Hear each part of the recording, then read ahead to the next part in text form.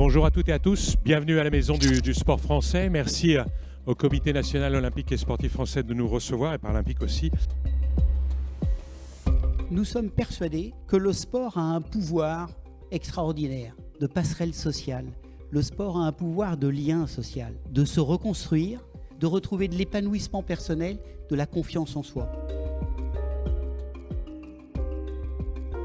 Tous les trimestres, c'est 30% de nouveaux arrivants qui ont besoin effectivement d'être accompagnés. La précarité, elle se loge sur beaucoup de champs. C'est 2,4 millions de personnes qui ne possèdent pas les compétences minimum, entre guillemets, pour pouvoir s'exprimer, parler, communiquer. On parle aussi de précarité en termes de mobilité, en termes relationnels, en termes d'isolement social.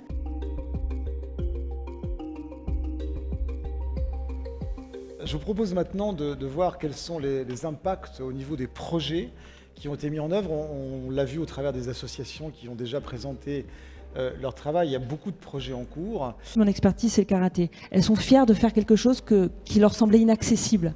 Et c'est un accélérateur de la capacité pour elles à travailler sur l'estime de soi, sur leur état d'angoisse et de dépression, et en même temps sur leur corps. Elles ont le courage de venir 2-3 ans après, et elles nous disent « je suis ceinture bleue de karaté ».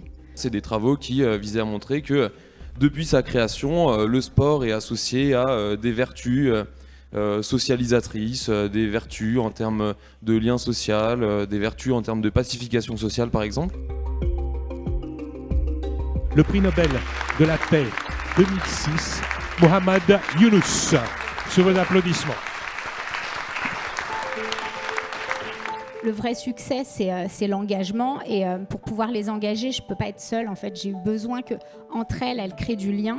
Et que quand, par exemple, il y en a une qui décroche, ce soit les copines qui les ramènent un peu dans le programme et dans ce chemin. On est tombé sur une fille d'1m90 qui avait 12 ans ou 13 ans, complètement décriée, qui était harcelée. Et par le rugby, par les activités, sa force physique, finalement, elle est devenue une autre personne. Un an après, elle était en équipe de France de jeunes. Et aujourd'hui, elle est une des têtes d'affiche de l'équipe de France de rugby et qui est aujourd'hui notre marraine.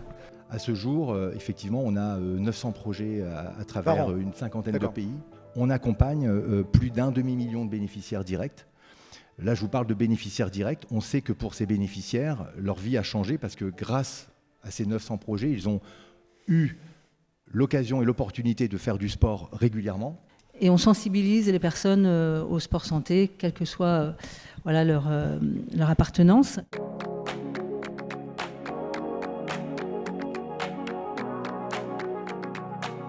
On n'a pas la formule miracle pour dire comment le sport, comment ces dispositifs-là permettent de changer des vies, parce qu'on estime que ça peut changer des vies.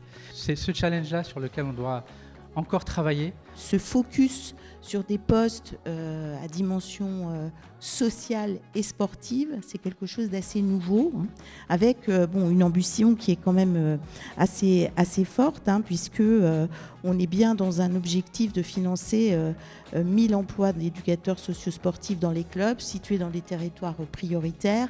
Et ces territoires sont les territoires sur lesquels vous-même vous êtes déjà particulièrement investis.